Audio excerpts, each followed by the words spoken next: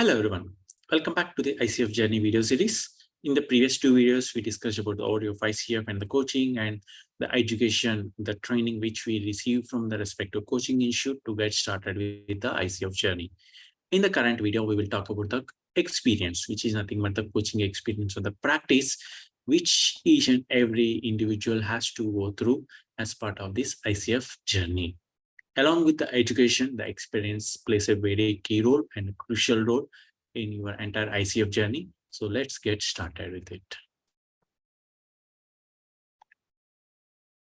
In the previous video, we discussed about the comparison of the credentials, the education hours, but now I just want to repeat it again so that I can give a comparison of the education hours along with the coaching experience or the practice which each of the individual has to do as part of the ICF journey. And for easy reference, I added a column for the ratio as well to give more clarity or more details of how we should be focusing on this entire ICF journey. The first one, ICF ACC, the Associate Certified Coach, we discussed that the education hours required is 60 hours, which means we as an individual candidate will be receiving the training from the coaching organization for 60 hours. At the same time, we as an individual, we need to practice whatever we are learning in that 60 hours. We need to again practice for 100 hours from the ICF perspective, ACC perspective, for 60 hours of training or the education we are receiving from the institute. We have to spend 100 hours to practice the coaching experience before getting eligible for the credential exam. So the ratio is looking like 1:1.6. It is like almost 1:2, but it is still less. It is 1:1.6. Moving on to PCC, the PCC education hours is 125 hours, whereas the coaching experience hours required is 500. So there is a clear differentiating factor between ACC and PCC. Right? So for PCC, we need 1:4 hours, which means for every 1 hour of education training we are receiving from the coaching institute, we need to spend 4 hours of practice, or we need to do 4 hours of coaching experience before getting eligible for the exam.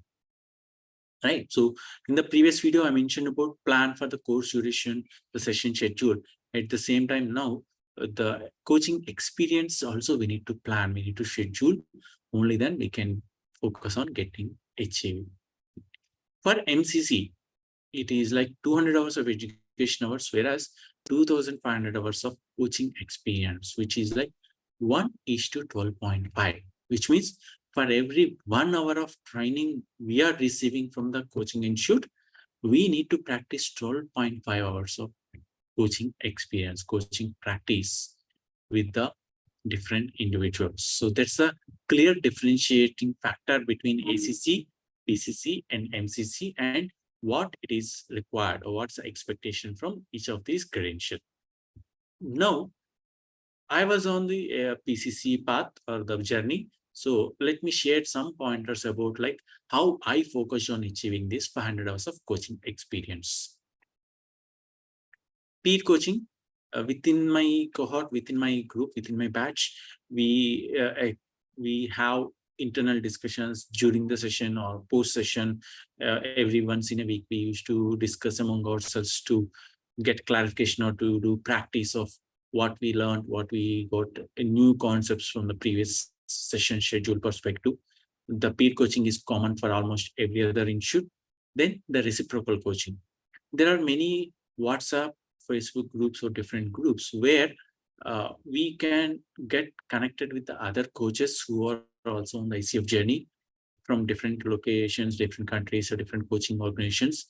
We can do a reciprocal coaching. It is like a give and take, the barter system. So in the one instance, I will be the coach, the other person will be client. The second instance, I will be the client, the other person will be coach. So it is like give and take, so that like we are dealing with the real-time situations. At the same time, we are learning others' perspectives, thought process, how they are taking up the coaching as well. So that is also one way of learning directly or indirectly as part of the peer coaching and reciprocal coaching.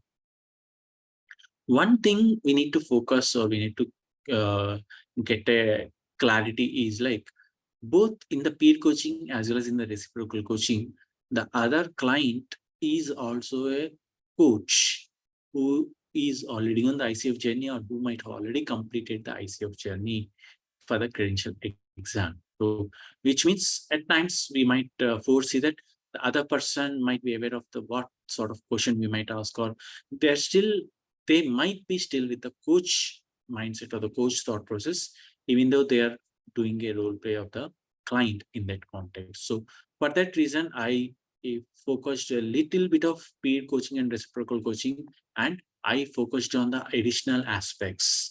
The other one is the internal coaching. I am right now working as an agile coach, which means the coaching is part of my day-to-day job. I won't be doing every day, every hour of coaching, but yes, coaching is required, expected as part of my day-to-day job. So within the organization, as in when I do coaching to my teams, to my stakeholders, to my different folks within the organization, that can be considered as an internal coaching. Then the other aspect is like referrals. We'll talk about referrals later in a couple of minutes. But the main thing which helped me majorly in this 500 hours of journey is social media posts. Yes, so I posted on LinkedIn, I posted on WhatsApp, I posted on Telegram, I posted on Facebook that I'm on the ICF journey. I'm a upcoming coach from the ICF perspective, and I'm interested in doing the coaching for these specialists, these topics. So as and when I posted, I started getting the schedules from the session schedule from the different folks across the world. Yes, across the locations, and that is what helped me in focusing and in achieving this 500 hours of coaching experience or the practice required from the ICF perspective. As part of that, folks, conversation, I asked them or I checked with them, is it okay if they provide any referral or if any of their friends, colleagues, or family or anyone they are aware is looking for some such sort of coaching, I ask them to refer, and that is what I mentioned about the referrals. Right. So these are different ways, different approaches, techniques which help me to achieve that 500 hours of coaching experience to be eligible for filling the application. So even after completing the coaching education or even after completing the coaching experience, we are not yet ICF credential certified. No, we still have a couple of other steps before getting that certification. And all this, my path was spread across 15 months. Right? So it is not just done in 1 month, 2 months, or 3 months. If it is 100 hours, maybe we might be able to plan, but for 500 hours, it needs a lot of time, focus, and energy to get these 500 hours of coaching experience, the true coaching experience, right? And here are a couple of social media posts where I share my Calendly link. I will discuss about the Calendly in a couple of minutes in the next slide. But I shared that I am in the journey of ICF path, and I am doing the focusing on the coaching.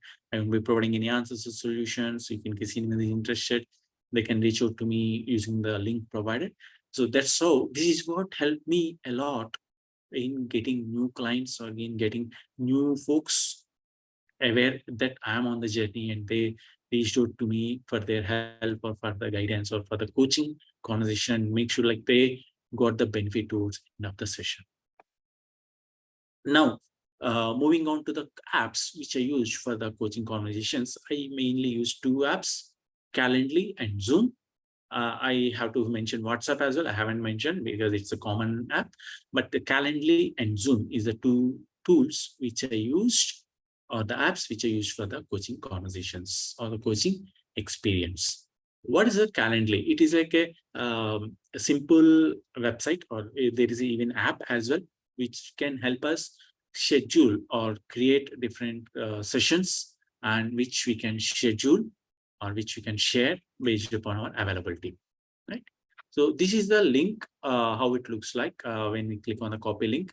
The link will be available, and this is the link which I provided as part of the social media post, which using which the clients or the whoever is looking for the coaching conversation, they schedule the sessions. Now, in the availability, we can schedule the availability based upon our date and time, and we can figure out when we are available and when we can have a coaching conversation, using which the participants can pick and choose which date and time they are looking for a coaching conversation. They can schedule, and that's where the actual coaching session happens. And in the location, right, there are multiple apps available like Google Meet, Zoom, Microsoft Teams, Webex, or phone call, or even in-person meeting. Like that, there are many apps or many tools available for both in-person as well as virtual, remote, hybrid coaching conversations. So we can pick and choose which app is convenient or which location is convenient. Accordingly, we can take it further. So I have a Zoom account for me, so that's why I opted for Zoom integration along with the Calendly.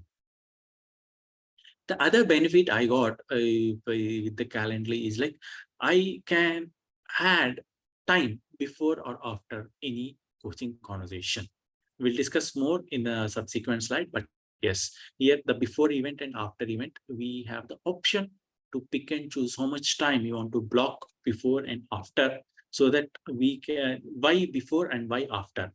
Before is like to get ourselves prepared to calm down or to control our emotions, to make sure we are ready with all the required apps or required things from the coaching conversation perspective. And after the event, it is for the time for the reflection, to reflect back what we had done or what the experience of the coaching conversation which we wrapped up just now. So the Calendly has this option, and I made sure like I opted or used that, so that like I won't get overloaded, I won't get back-to-back coaching conversations. So at least there will be gap in between the couple of sessions which got scheduled as per my availability. Right? Now, a couple of pointers to plan a coaching experience. We need to plan, right? So the 60 hours of coaching education for ACC, 120 hours of coaching education for PCC will be taken care by your coaching institute. But for this coaching experience, 100 hours for ACC and 500 hours for PCC, it is our responsibility as an individual, as an ICF journey, the coach on the ICF journey, it is our responsibility. We need to focus on getting it done. So we need to come up with a plan and see what works, what didn't work, or how you want to tweak, adjust your plan and go ahead into the journey. So I just gave a couple of calculations just to give a quick idea of how the sessions might come up if in case we plan the number of sessions per week and how it is looking like. And for the calculation perspective, I assumed one session is equal to 1 hour. So in the reality, it might be different, but yes, for the simple calculation, I took one session is equal to 1 hour. So the scenario one, let's assume we are planning to have 5 sessions per week, and you are on your PCC journey, which means you need to achieve 500 hours of coaching experience. So with the 5 sessions per week, the 500 hours, how many weeks it might take? It might take 100 weeks, which is like almost approximately up to 2 years to get that 500 hours of coaching experience. Right. So now this is giving a clarity on how you might want to plan your coaching experience. The same way, the other scenario, let's assume you are planning to take 10 sessions per week. Then the still 500 hours is required. So 500 by 10, we need 50 hours to get that coaching experience. Sorry, 50 weeks to get that coaching experience done. And it might take up to 1 year for achieving this 500 hours of coaching experience. So these are the two scenarios I thought of sharing, so that like the folks who is looking or who is opting or who is getting started, they will get ready or they will plan for getting that coaching experience. And then how we can go ahead with scheduling the slots. Some best practices which help me: check the day or time when you are more energized, or when what day or time works for you, right? Some folks will say, "Hey, I'm fully energized on the mornings." Some may say maybe in the afternoon, some may say in the evening, some may say weekdays might not work, only weekend because of the professional commitments. So different aspects, each of us are individual, each of us, our context might differ. So we need to pick and choose which day or time or which slot works for us, where or when we will be more energized, when we can spend time, not only just for the coaching conversation before and after, and make sure you are giving value to your clients, right? Then the focus on overlapping time zones. Yes, now that we are majority of the time we are doing virtual remote coaching conversations, plan in such a way that your availability can be uh, having a little bit of overlap with different time zones. So I try to have a balance between US, UK, Singapore, or Australia, or different time zones, so that like at least one participant or one time zone or a couple of time zones, it will be available or it will be overlapping, so that if in case anyone is interested or anyone is looking for that, that might be helpful. They might be able to pick that slot and they can go ahead. And if in case you're planning for 10 sessions or 20 sessions per week, it is up to individual, but make sure you plan to take a break between session to session, because we also need energy to rejuvenate back and to make sure we are coming back out of that previous coaching conversation, and we are ready for the next coaching conversation, because each conversation is individual, each conversation is different, unique. We can't compare, we can't take one coaching conversation into the other one. So that's why we need to make sure we have that our own time in between. That's what in the previous slide I mentioned. The Calendly has that option or flexibility included within the app, which helped me to get ready before, as well as to spend some time in the reflection post completion of the coaching experience. Now, we need to remember, we need to focus on another important aspect, the coaching log reference.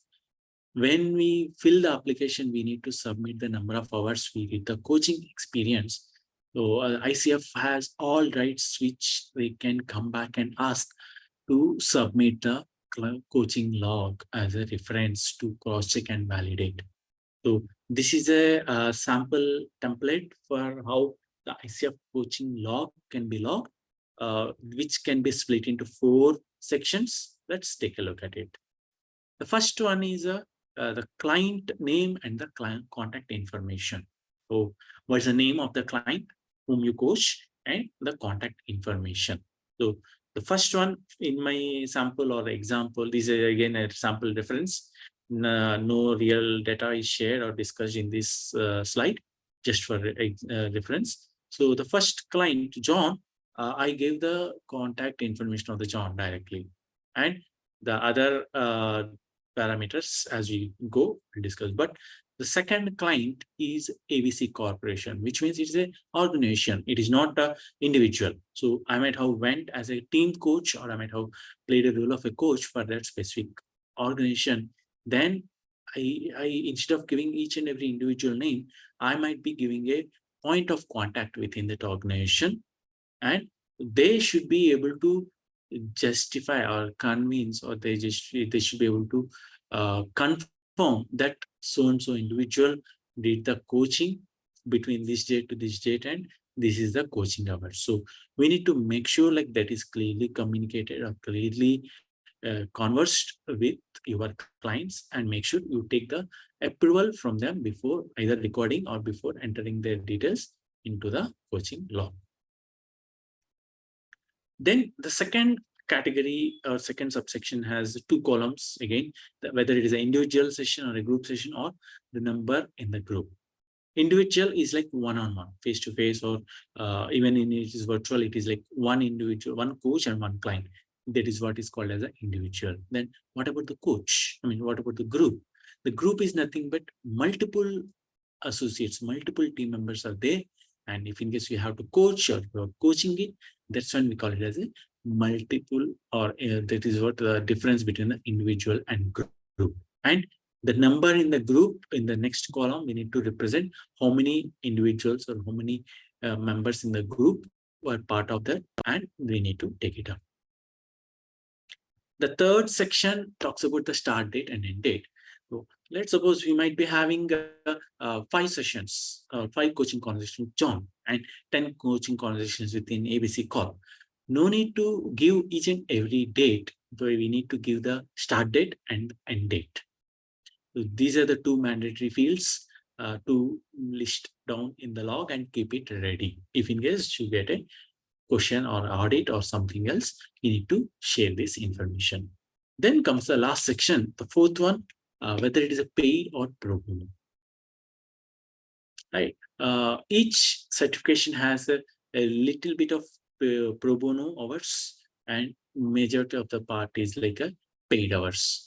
So again, as I showed in the reference, like the paid hours, pro bono hours, we need to explicitly split, and we need to mention it so that it will give a clear picture of how many paid hours versus how many pro bono hours we as a coach got the practice or the coaching experience. That is about the coaching experience. We discussed many details as part of this video, and in the next video we will talk about the mentor coaching followed by the performance evaluation. Thanks everyone. See you soon.